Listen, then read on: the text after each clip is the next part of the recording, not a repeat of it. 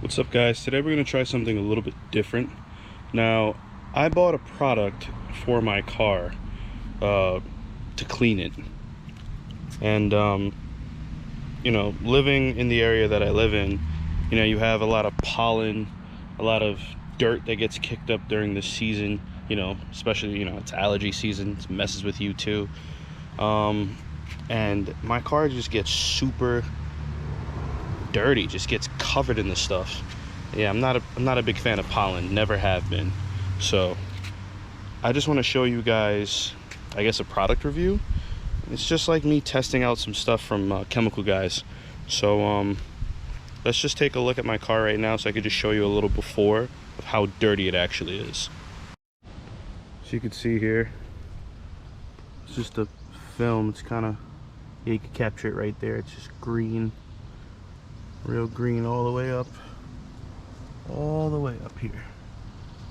And that's just the whole car, the entire car, just coated in the stuff. So what we're going to be doing now is showing you the product that I got. So here we have the Snow Foam Blaster R1 from TORQ.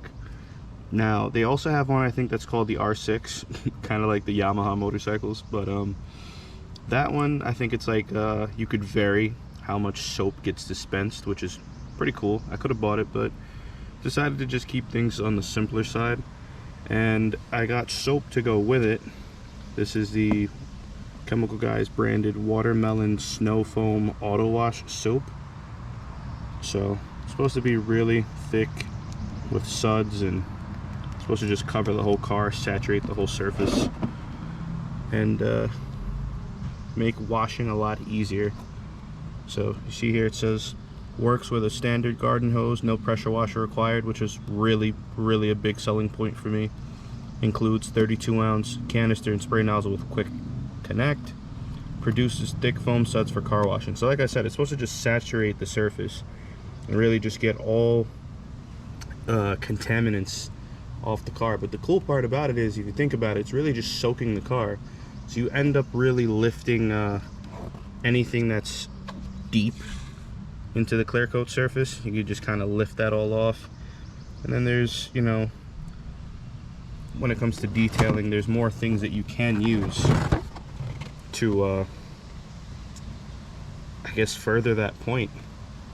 Using clay bar, if you're using an orbital detailing machine like a polisher, which I wouldn't be opposed to doing, but I'm really afraid to use stuff like that because I know friends who have gone to classes for detailing, and they've told me if you have too much pressure on it, and you have too much pressure on the orbital polisher, and I guess you don't have enough polish physically on the paint, that you can actually damage the paint. Like, you could burn up the paint, and that's not something I want to do on any of my cars. So yeah, without further ado, let's get it set up and wash the car. So first I'm just going to rinse this off. Just take all the loose stuff off of it for the most part.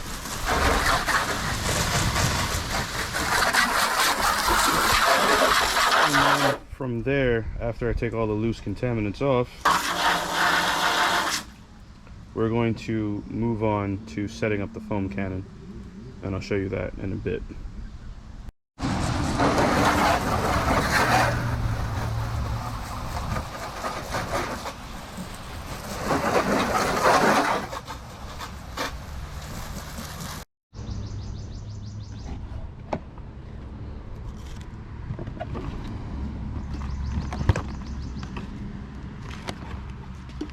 Alright, a little bucket here from Chemical Guys. Sorry guys, doing this one-handed, so apologize for the view. Just how to set it up, what goes where.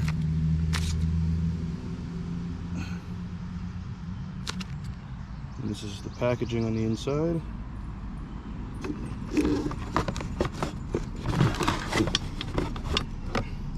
You got like some pieces in there, look like nozzle pieces, I guess. The little hose itself. I'm guessing that's for the inside portion. It's supposed to hook up to this guy.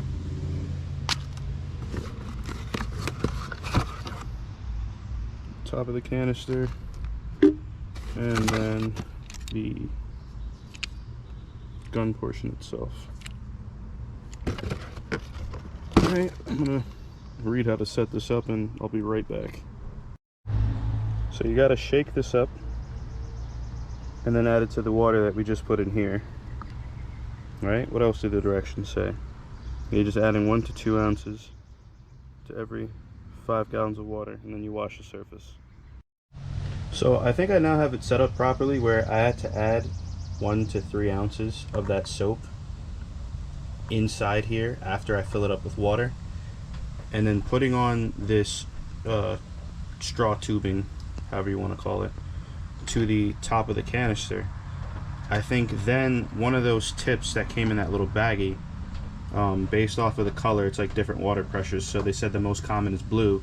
I've just put down here in this chute, and I'm going to see if that affects the way how it works.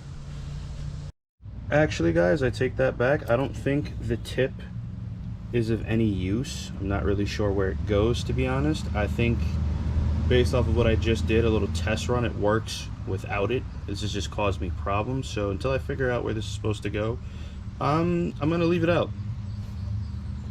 So without further ado, let me show you guys the results.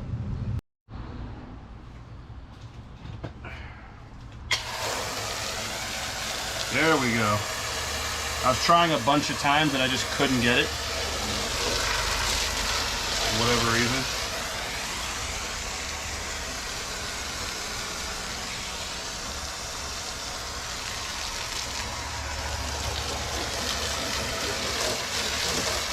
Couldn't get it to work, but now looks like it's working just fine. I wish you guys were here so you could smell this. It smells so good. Oh man. It works a lot better than I thought it would. Holy cow. It works way nicer than I thought it would.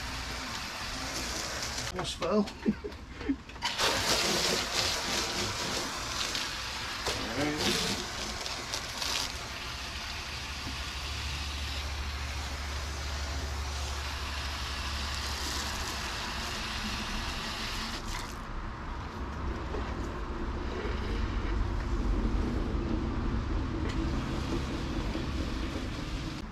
Add a little more soap.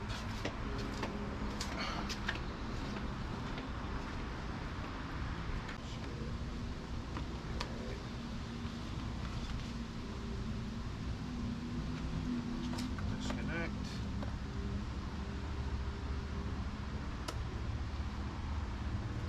Close this.